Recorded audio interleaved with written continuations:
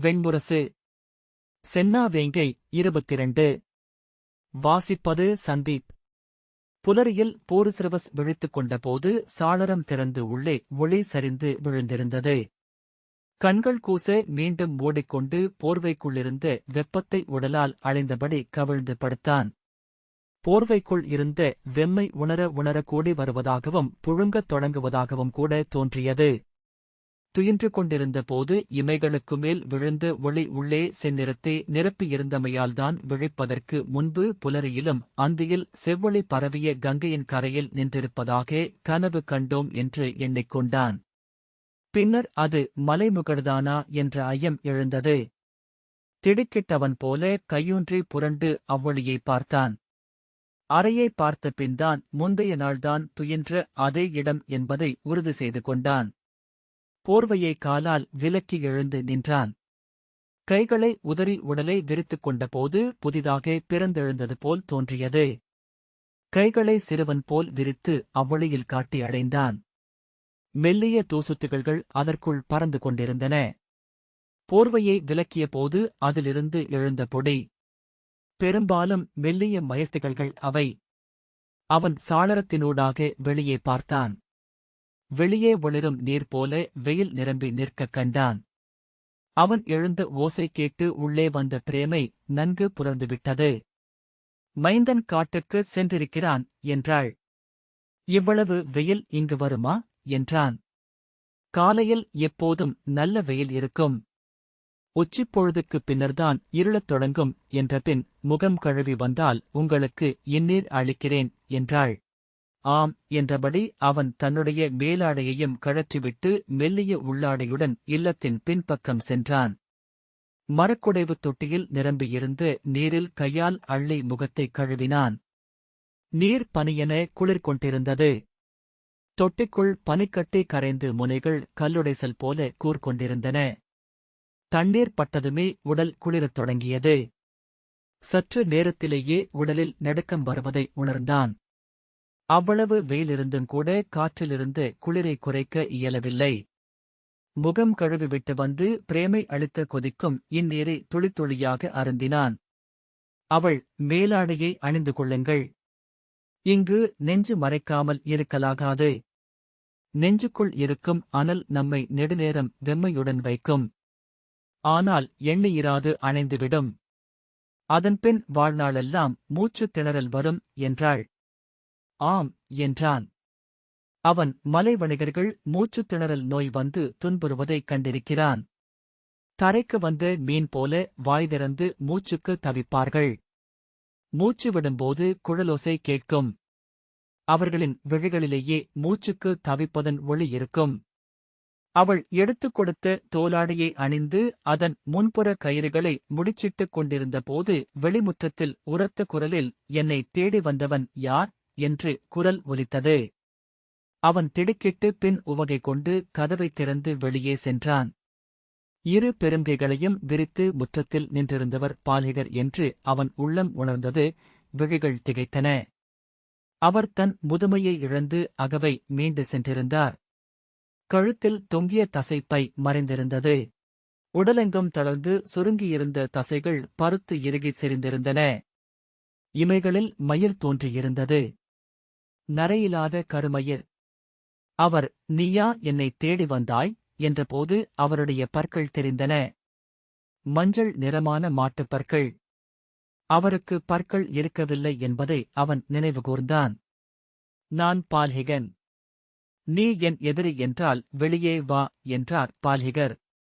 அவருடைய இமைகள் மட்டும் சற்றே தளர்ந்து தொங்கியது போல் கண்ணுக்கு மேல் கிடந்தன. பச்சை விழிகள் சிறுவர்களுக்குரிய ஒளியுடன் புதியனவாக இருந்தன. போரிசிரவஸ் முற்றத்தில் இறங்கி நான்தான் பிதாமகரே. பால்ஹிக இளவரசனும் சோமதத்தியுமாகிய போரிசிரவஸ். தங்களைக் காணும் பொருட்டு வந்தேன் என்றான். ஆம், நீ பால்ஹிகன். நீ சிபி நாட்டில் என்னை பார்க்க வந்தாய். என்னை ஒரு கல்லறைக்குள் போட்டு புதைத்திருந்தார்கள். நீ என் கனவின் வழியாக உள்ளே வந்தாய் என்றார் பால்ஹிகர். ஆனால் நீ அன்று ஆணும் பெண்ணும் அற்றவனாக இருந்தாய். உன் பெயர் சிகண்டி என்றாய். பூருசிரவஸ் அப்பேச்சை தெளிவுபடுத்த முனையாமல் அவரை அணுகி, பிதாமகரே, என்னை வாழ்த்துக என்று சென்று அவர் காலைத் தொட்டு வணங்கினான். அவர் தனது பெரிய கையால் அவன் தலையை மெல்ல அடித்து, உன்னை நான் மறந்துவிட்டேன். நேற்று யாரோ என்னை பார்க்க வந்திருக்கிறார்கள் என்று அவள் சொன்னபோது என்னால் உன்னை நினைவுகூர முடியவில்லை. எனக்காக நீ கொண்டு வந்த குத்துக்கத்தியை நான் இளைய மகனுக்கு கொடுத்துவிட்டேன். இன்னொரு குத்துக்கத்தி எனக்கு இப்போது வேண்டும். நான் அதன் பொருட்டே வந்தேன் என்றார். இன்னொன்றும் இருக்கிறது. நான் அளிக்கிறேன், உள்ளே வருக என்றான். இது அவன் வீடு, இதற்குள் நான் நுழையக்கூடாது. அவன் என்னை தூக்கி அறைவதாக வஞ்சனம் உரைத்திருக்கிறான். பார்த்துக்கொண்டே இரு, இன்னும் சில நாட்களில் நான் அவனை மும்முறை தூக்கி அறைகிறேன். இந்த ஊரில் எவரும் எனக்கு நிகர் அல்ல என்றபின் ஊரிலிருந்து எவன மது கொண்டு வந்தாயா என்றார். ஆம் பிதாமகரே, ஆனால் இங்குள்ள எவரும் அதை அருந்துவதில்லை என்றார்கள் என்றான் பூரிசிரவஸ். இங்குள்ள மூடர்கள் அருந்துவதில்லை. நான் அருந்துவேன் என்றபின் எத்தனை நாள் இருப்பாய் என்றார் பால்ஹிகர். நான் தங்களை பார்த்து வாழ்த்து பெற்று செல்வதற்காக வந்தேன், வாழ்த்து பெற்றதும் கிளம்பி விடுவேன் என்றான். என்னிடம் எதற்கு வாழ்த்து பெற வேண்டும்? மறுபடியும் பெண்களை மணக்கப் போகிறாயா என்றார். இல்லை பிதாமகரே, கீழே பெரும்போரொன்று வரவிருக்கிறது. அதில் நான் கலந்து கொள்கிறேன், உயிர் துறக்கவும் நேரலாம். அதற்கு முன் மூத்தவர்களிடம் வாழ்த்து பெற வேண்டும். எங்கள் குடியில் இப்போது இருப்பவர்களில் தாங்களே மூத்தவர். தங்கள் கால் தொட்டு வாழ்த்து பெற்று செல்ல வேண்டும் என்று தோன்றியது. எச்சமின்றி போருக்கு செல்ல வேண்டுமென்ற சொல்லை தாங்கள் அறிந்திருப்பீர்கள். யாருக்கு நடுவே போர் என்று அவர் கேட்டார். பாண்டவர் தரப்புக்கும் கௌரவர் தரப்புக்கும் என்றான் பூருசிரவஸ். அவர்கள் யார் என்று அவர் கேட்டார். பூருசிரவஸ் சில கணங்கள் தன்னை கட்டுப்படுத்திக் கொண்டு, பிதாமகரே, தங்களுக்கு தேவாபி என்றொரு மூத்தவர் இருந்ததை நினைவு கூர்கிறீர்களா என்றான். அவர் தன் முடியற்ற தலையில் தட்டி, ஆம், தேவாபி, தேவாபி, அப்பெயர் நினைவிருக்கிறது. யார் அவர் என்றார். அவரை நீங்கள் தோளில் சுமந்தீர்கள். உங்கள் மூத்தவர் என்றான் பூருசிரவஸ். ஆ, நினைவு கூர்கிறேன். அவர் என் கனவில் வருவதுண்டு. என் தோளில் ஒரு எடையற்ற விலங்கை சுமந்து கொண்டு மலையில் செல்வது போல் கனவு காண்பேன். அது என்னிடம் பேசுவது போலிருக்கும். விழித்துக் கொண்டால் அவரை நினைவு கூர்வேன். இப்போது அவர் எங்கே? பூருசிரவஸ் விண்ணுலகடைந்து விட்டார். நெடுங்காலமாகிறது என்றான். பிதாமகரே, நீங்கள் யயாதியின் கொடிவழியில் குருவின் குலத்தில் பேரிடலராகிய பீமனின் சிறுமைந்தனாக பிரதீபருக்கு மைந்தனாக பிறந்தீர்கள். உங்கள் அன்னை சிபிநாட்டு அரசி சுனந்தை. உங்களுக்கு மூத்தவர் தேவாபி, இளையவர் சந்தனு என்றான் பூருசிரவஸ். ஆம், சந்தனு. அவனும் விண் சென்று விட்டானா என்று அவர் ஆர்வமாகக் கேட்டார். பூருசிரவஸ் ஆம், நெடுங்காலமாகிறது என்றான். ஆம், சந்தனுவுக்கு இருமைந்தர். அக்குழவிகளை நான் பார்த்ததில்லை என்ற பால்ஹிகர், ஆனால் ஒருமுறை பார்த்தேனா என்றும் ஐயமாக உள்ளது என்றார். மயிரற்ற மண்டையே கையால் தட்டி, ஆனால் இவையெல்லாம் எங்கே நிகழ்கின்றன என்றார். சந்தனுவின் முதல் மைந்தர் தேவவிரதராகிய பீஷ்மர். அவருடன் நீங்கள் மற்போரிட்டிருக்கிறீர்கள் என்றான் பூருசிரவஸ். பால்ஹிகர் முகம் மலர்ந்து இரு கைகளையும் ஓங்கி ஒன்றுடன் ஒன்று தட்டியபடி, ஆம், அவனை நினைவு கூர்கிறேன். என்னைவிட உடல் மெலிந்தவன், என்னளவுக்கு உயரமானவன். என்னுடன் நிகர் நின்று போரிட்டான் என்றார். அவனுடன் மீண்டும் போரிட விரும்புகிறேன். இப்போது நான் மேலும் பேரிடல் கொண்டிருக்கிறேன். இன்று அவனை கால் நாழிகையில் தூக்கி நிலத்திலறைவேன். பூருசிரவஸ் சந்தனுவின் மற்ற இரு மைந்தர்கள் சித்ராங்கதரும் விசித்திர வீரியரும் என்றான். ஆம், பல தலைமுறைகள் என்றார். அவர்கள் என்ன செய்கிறார்கள்? பீஷ்மன் உயிரோடு இருக்கிறானா என்றார். ஆம், அவர் மட்டும் இருக்கிறார் என்றான். அவர் கையை பின்னால் கட்டிக்கொண்டு, ஆம், அவன் என்னைப் போல எளிதில் சாகமாட்டான். இம்முறை அவனுடன் நெறிகளற்ற வன்போர் செய்ய வேண்டும் என்று விழைகிறேன். இங்கே மலைகளில் நான் விண்ணிலிருந்து உயிராற்றலை பெற்றுக் கொண்டிருக்கிறேன். அதோ அந்த வெண்ணிற மலை. அதன் மேல்தான் ஒவ்வொரு முழு நிலவு நாளிலும் அமுது இறங்குகிறது. வெண்ணிற பால் பொழிவு போலிருக்கும். அங்கு சென்று நின்றால் அதை அருந்தலாம். நான் 7 முறை அங்கு சென்றிருக்கிறேன். ஒவ்வொரு முறை அங்கு செல்லும் போதும் எனது இறப்பை பல ஆண்டுகளுக்கு ஒத்திவைக்கிறேன் என்றார். கீழிருப்பவர்கள் உண்ணுவதும் உயிர்ப்பதும் நஞ்சு. ஆகவே நாள்தோறும் அவர்கள் நலிகிறார்கள். பேச்சு திசை மாறாமலிருக்க வெறுமனே தலையசைத்தபடி ஒரு சொல்லும் பேசாமல் நின்ற பூருசிரவஸ் மீண்டும் தொடங்கினான். பிதாமகரே, விசித்திரவீரியருக்கு 2 மைந்தர்கள். மூத்தவர் விழியற்றவரான திருதராஷ்டிரர். இரண்டாமவர் நோயுற்றவர், அவர் பெயர் பாண்டு. மூத்தவருக்கு 100 மைந்தர்கள். அவரில் மூத்தவர் துரியோதனன். அவரே இப்போது அஸ்தினபுரியின் அரசர் பால்ஹிகர். அவன் மல்லனா என்றார். ஆம் என்று பூருசிரவஸ் சொன்னான். பாண்டுவுக்கு 5 மைந்தர்கள் என்று அவன் சொல்ல ஆம் ஆம் என்று அவர் தன் தொடையில் ஓங்கி தட்டினார். அதில் 2ஆமவனை நினைவு கூர்கிறேன். அவன் பெயர் பீமசேனன். பிற 4வரையும் அவன் தோளில் தூக்கிக் கொண்டு காட்டுக்குள் செல்வதைப் போன்று ஒரு கனவு எனக்கு வந்துள்ளது. பூருசிரவஸ் அவரேதான். அவர் பெருந்தோழர் என்றான். பால்ஹிகர் எண்ணத்திலாழ்ந்தார். முதியவர் அனைத்தையும் நினைத்து எடுத்துவிட்டார் என்று உறுதி செய்தபின் அஸ்தினபுரியை இப்போது ஆள்பவர் துரியோதனர். மூத்தவர் திருதராஷ்டிரர் என்ற வகையில் அவரே அந்நிலத்திற்கும் மணிமுடிக்கும் உரிமையானவர். ஆனால் ஓரிரு நாட்கள் முன்னதாக பிறந்துவிட்டார் என்பதனால் யுதிஷ்டிரரும் அவரது உடன் பிறந்தவர்களும் அந்நாட்டையும் மணிமுடியையும் கோருகிறார்கள். ஆகவேதான் அங்கு போர் நிகழ்கிறது என்றான். விழிப்பு கொண்டு யுதிஷ்டிரர் யார் என்று பால்ஹிகர் கேட்டார். பூருசிரவஸ் பொறுமையை தக்கவைத்து அவர் விசித்திரவீரியரின் 2வது மைந்தர், பாண்டுவின் மைந்தர் என்றான். விசித்திரவீரியன் யார் என்றார் பால்ஹிகர். பூருசிரவஸ் கையை வீசி அதை கலைத்து, பிதாமகரே, அஸ்தினபுரி உங்களுடைய நாடு. உங்கள் தந்தையர் நிலம் அது. அங்குள்ள 2 தரப்பினர் ஒருவருக்கொருவர் போரிடுகிறார்கள்.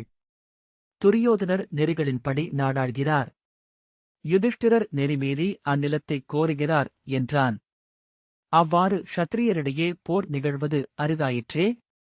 அரக்கர்கள்தானே போர் புரிவார்கள் என்றார் பால்ஹிகர். க்ஷத்திரியர்களும் போர் புரிவார்கள் என்று பூருசிரவஸ் சொன்னான். பால்ஹிகர் 2 கைகளையும் விரித்தபடி உடல் தசைகள் ததும்ப முற்றத்தில் சிறுவளையங்களாக நடந்தார்.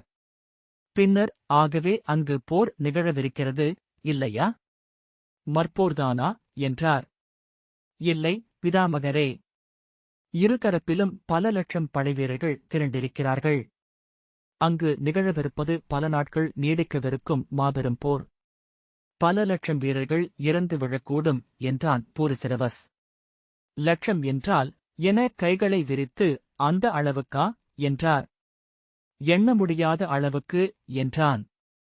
அவர் முகம் மலர்ந்தது. எண்ண முடியாத அளவுக்கு? இந்த மலைகளைப் போல என்றார். ஆம் என்றான் பூருசிரவஸ். அப்போரில் நானும் கலந்து கொள்ளவிருக்கிறேன். நான் களம்படக்கூடும். அதற்கு முன் தங்களை பார்த்து வாழ்த்து பெறவே வந்தேன். நாளை நான் கிளம்பும்போது வந்து தங்களைப் பணிந்து வாளை தங்கள் காலடியில் வைத்து முறைப்படி விடைபெறுகிறேன். என்னே சொல்லளித்து அனுப்புங்கள். அவர், ஆனால் ஏன் அவ்வாறு இறக்க வேண்டும்?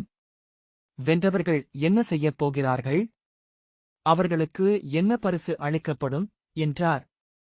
அவர்கள் நிலத்தை அடைவார்கள், பிதாமகரே என்றான் பூருசிரவஸ். அவர் அவனை ஐயமாக கூர்ந்து நோக்கினார். நிலத்திற்காகவா என்று அவனுக்கு மட்டுமாக கேட்டார். ஆம், அவர் நிலத்தை என்ன செய்வார்கள் என்றார். உரிமை கொள்வார்கள் என்றான். உரிமையா என அவர் சுற்றிலும் பார்த்தார். இங்கே முடிவில்லாமல் நிலம் இருக்கிறதே. இங்கிருந்து கிளம்பி இப்படியே சென்றால் 1000 ஆண்டுகாலம் எந்த மானுடரையும் சந்திக்காமல் சென்று கொண்டே இருக்குமளவுக்கு நிலம் உள்ளது. ஆனால் இதை எப்படி மானுடன் உரிமை கொள்ள முடியும்? பூருசிரவஸ் ஒன்றும் சொல்லவில்லை. அவர் எண்ணங்கள் மலைத்து உறைய தலையை உலுக்கிவிடப்பட்டு, அந்தக் குத்துவாளை நீ எடுத்துக் கொடுத்தால் நான் இப்போதே கிளம்புகிறேன். மலைகளுக்கு மேல் நான் ஒரு காட்டு ஆட்டை பார்த்திருக்கிறேன். என்னைப் போன்றே முதியது. அதை நான் உண்டால் இருவருக்குமே நன்று என்றபின் கண் சுருக்கங்கள் இழுபட்டுக் குவிய சிரித்து, கனிந்த பழம் போல அது மலைகளில் காம்பு இற்று காத்திருக்கிறது என்றார். பொறுங்கள், நான் வாள்களை எடுத்து வருகிறேன். தங்களுக்குரிய குத்துவாளை தாங்களே எடுத்துக் கொள்ளலாம் என்று சொல்லி பூரிசிரவஸ் உள்ளே சென்று தனது பொதியை தூக்கி வந்தான்.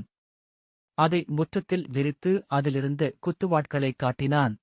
பால்ஹிகர் முழந்தாளிட்டு அமர்ந்து அந்தக் குத்துவாட்களை கைகளால் புரட்டினார். முழந்தாளிட்டு அமர்ந்தபோதே அவர் நின்றிருந்த பூரிசிரவஸின் நெஞ்சளவுக்கு இருந்தார். அவரது கைகளுக்கு குத்துவாள்கள் மிகச் சிறியவையாக தெரிந்தன. மிகக் கூர்மையான நோக்குடன் முழுதாக ஈடுபட்டு அவர் வாள்களை எடுத்து நோக்கினார். வீசியும் குத்தியும் வீசியெறிந்து பிடித்தும் கூரை வருடியும் அவர் அவற்றை ஆராய்ந்தார். அவற்றின் நாவை மட்டுமே அவர் நோக்கினார். பிடி அவருக்கு பொருட்டாகவே தோன்றவில்லை. ஊரில் குறுவாட்கள் அணிச்சதுக்குப் பிடிகளுக்காகவே மதிப்பு கொள்கின்றன. ஆனால் மலைகளில் அதற்கு பொருளே இல்லை. அவர் முதலிலேயே எடுத்துக்கொண்ட அவற்றில் பெரிய குத்துவாளை இறுதியாகவும் எடுத்துக்கொண்டு இதை நான் வைத்துக் கொள்கிறேன் என்றார். பிறகு மற்ற குத்துவாட்களை பார்த்து, இவற்றை எவருக்கு கொடுக்கப் போகிறாய் என்றார். இங்குள்ளவர்களுக்குத்தான் என்றான் பூரிசிரவஸ். அவருடைய விழிகள் மாறுபட்டன. இன்னொரு குத்து வாளை எடுத்துக்கொண்டு இதையும் நான் வைத்துக் கொள்கிறேன். எனக்கு 2 குத்துவாட்கள் வேண்டும் என்றார். தாங்கள் விழைந்ததை எடுத்துக் கொள்ளுங்கள் விதாமகரே என்றான் பூரிசிரவஸ். அவர் மீண்டும் ஒன்றை எடுத்துக்கொண்டு 3 குத்துவாட்கள் வைத்துக் கொள்கிறேன். இனி இவ்வூரில் 3 குத்துவாட்கள் உள்ள ஒரே ஒருவன் நானே என்றார். பின்னர் எழுந்து கொண்டு அவனை பார்த்து, ஆனால் 3 குத்துவாட்களை வைத்துக்கொண்டு நான் என்ன செய்யவிருக்கிறேன்? ஏற்கனவே என்னிடம் 2 உள்ளன. 5 குத்துவாட்கள் எதற்கு என்றார். பூரிசிரவஸ் புன்னகைத்தான். அவர் 5 குத்துவாட்கள் பெரிய பொறுப்பு. அவற்றை நான் காவல் காக்க வேண்டும்.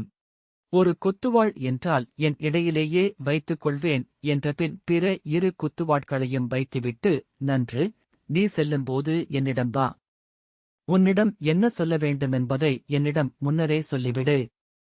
அச்சொற்களை நான் திருப்பிச் சொல்வேன் என்றபின் தனது பெரிய கைகளால் அவரது தோளை தட்டினார். ஆம் பிதாமகரே என்றான் பூரிசிரவஸ். நான் என்னிடமிருக்கும் குத்துவாட்களை மைந்தர்களுக்கு கொடுக்கிறேன். அவர்கள் விரும்புவார்கள் என்றபின் அவர், நீ நல்லியல்பு கொண்டவன். நீ ஏன் திரும்பிச் செல்ல வேண்டும்? இங்கேயே இரு. உன்னை நான் அமுதுபெய்யும் மலைக்கு கூட்டிச் செல்கிறேன் என்றார். பூரிசிரவஸ் புன்னகைத்தான். அவர், நாளை என்னை வந்து பார். உனக்கு நான் அரிய ஊன் கொழுப்பு தருகிறேன். சோள அப்பத்தில் உருகவிட்டு உண்டால் மணமாக இருக்கும். நானே காட்டு மாட்டின் நெஞ்சுக்குமிழியை வெட்டி எடுத்தது. அது ஆண்மை மிக்க மாடு. அகவை முதிர்ந்தது. காட்டு மாடுகள் இரவில் மலையுச்சியின் அமுதத்தை உண்கின்றன. அந்த அமுது அவற்றின் முன்கால்களின் நடுவே அமுதகலமென தொங்கிக் கிடக்கும் என்றார். மீண்டும் அவன் முதுகை அறைந்தபின் கிளம்பிச் சென்றார். அவன் அவர் செல்வதை நோக்கிக் கொண்டு நின்றான். பிரேமை வந்து அவனருகே நின்றாள். அவர் பற்கள் பதித்திருக்கிறாரா என்று அவன் கேட்டான். இல்லை, பற்கள் அவருக்கு முளைத்தன. 150 அகவை கடந்தால் மீண்டும் பற்கள் முளைக்கும். அவன் நம்பாமல் திரும்பி நோக்கினான். ஆம், அவர்களை தெய்வங்கள் மீண்டும் குழவிகளாக எண்ணுகின்றன.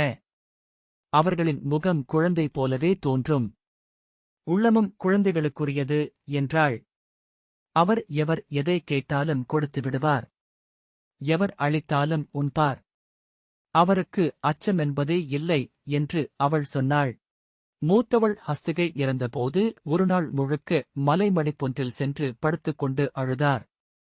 திரும்பி வந்தபோது ஒரு காட்டு ஆடு அவர் தோளிலிருந்தது. முகம் மலர்ந்திருந்தது. அவர் அவளை நினைப்பதே இல்லை. நான் இறந்தபின் நீ என்னை நினைப்பாயா என்றான். அவள் விழிதாழ்த்தி, இருப்பவர்களை மட்டுமே நினைக்க வேண்டும் என்பது மலை வழக்கம் என்றாள். அவன் சீற்றம் கொண்டான். மறந்து விடுவாயா என்றான். ஆம் என்று அவள் சொன்னாள். மறந்தால்தான் கனவில் நான் நீங்கள் இருக்கும் உலகுக்கு வர முடியும். அவன் அவளையே நோக்கிக் கொண்டிருந்தான். நீ மறுமணம் செய்து கொண்டிருப்பாய் என நினைத்தேன் என்றான். ஆம், அதுவே இங்குள்ள வழக்கம். 3 வசந்த காலம் வரை கணவர் திரும்பவில்லை என்றால் மலையுச்சியில் நின்று தெற்கு நோக்கி ஒரு கல்லை தலை சுற்றி வீசி எறிய வேண்டும். அதன்பின் உள்ளத்திற்கு உகந்தவரை மணக்கலாம் என்றாள் பிரேமை. நீ ஏன் மணக்கவில்லை என்றான். என்னிடம் பலர் கோரினர். ஆனால் நீங்கள் கனவில் வந்து கொண்டே இருந்தீர்கள். ஆகவே நான் அவர்களை மணக்கவில்லை. அவன் அவளை நோக்கிக் கொண்டிருந்தான். பெண்ணின் கருப்பை ஒழிந்து கிடக்கக் கூடாது என்று அன்னை சொன்னாள். ஆனால் நான் ஒவ்வொரு நாளும் உங்களுடன் இருந்தேன். விழாக்காலங்களில் மதுவருந்தினால் மட்டும் நான் அழுவேன் என்றாள். அவன் அவள் தோளை வளைத்து தன் உடலுடன் சேர்த்துக் கொண்டான். பெருமூச்சு எழுந்து நெஞ்சை அசையச் செய்தது. நீங்கள் உண்ண வேண்டும் அல்லவா? நான் அடுமனைக்கு செல்கிறேன் என அவள் திரும்பிச் சென்றாள். அவன் அப்பால் இளவெயிலில் தன் பெயர்மைந்தர்களுடன் குறுவாளை வீசி விளையாடும் பால்ஹிடரை நோக்கிக் கொண்டிருந்தான். அவர் ஓட அவர்கள் கூச்சலிட்டபடி துரத்திச் சென்றார்கள். அவரை பிடித்து வீழ்த்தி அவர் மேல் ஏறி உருட்டினார்கள். அவர்களை திசைக்கொருவராக உதறிவிட்டு அவர் எழுந்து ஓடினார். வால் சுழற்றியபடி நாய்கள் உடன் ஓடின. அவர்களின் நிழல்களும் உடன் ஆடின. கூச்சல்கள், சிரிப்புகள், நாய்க்குரைப்புகள். அவர்களுக்கு மேல் மலைச்சரிவுகளில் முகில் நிழல்கள் விழுந்து கிடந்தன. பனிமலை முகடுகள் வெண்குவை நிறைகள் என ஊழ்கத்தில் அமர்ந்திருந்தன. வானில் வெண்முகில்கள் மெல்ல சென்று கொண்டிருந்தன. அவன் மலைப்பக்கங்கள் ஒளிகொண்டு மின்னுவதை நோக்கிக் கொண்டிருந்தான். உள்ளத்திலிருந்த அனைத்து எண்ணங்களும் அசை விழுந்து ஒன்றுடன் ஒன்று தொடர்பழிந்து உதிரிச் சொற்களாக ஆகி பின் கரைந்து மறைந்தன. அவன் உள்ளமும் அதே ஒளியையும் அமைதியையும் கொண்டிருந்தது. இல்லத்தின் முகப்பிலமர்ந்தபடி மலைகளை நோக்கிக் கொண்டிருந்தான். நெடுநேரம் கழித்து அவன் பிரேமையின் அழைப்பால் தன்னிலை உணர்ந்தான். பிதாமகரும் மைந்தரும் அப்போதும் விளையாடிக் கொண்டிருந்தனர். இளவெயிலையும் மலைகளையும் நோக்கியபடி அச்சிற்றூரின் அனைவருமே ஆங்காங்கே வெறுமனே அமர்ந்திருப்பதை அவன் கண்டான். மலைகளைப் போல அவர்களும் ஊழ்கத்திலிருந்தனர். அங்கே ஊழ்கமே அன்றாட வாழ்வென்று திகழ்கிறது என எண்ணிக்கொண்டான். இந்த வாசிப்பை கேட்டதற்கு நன்றி.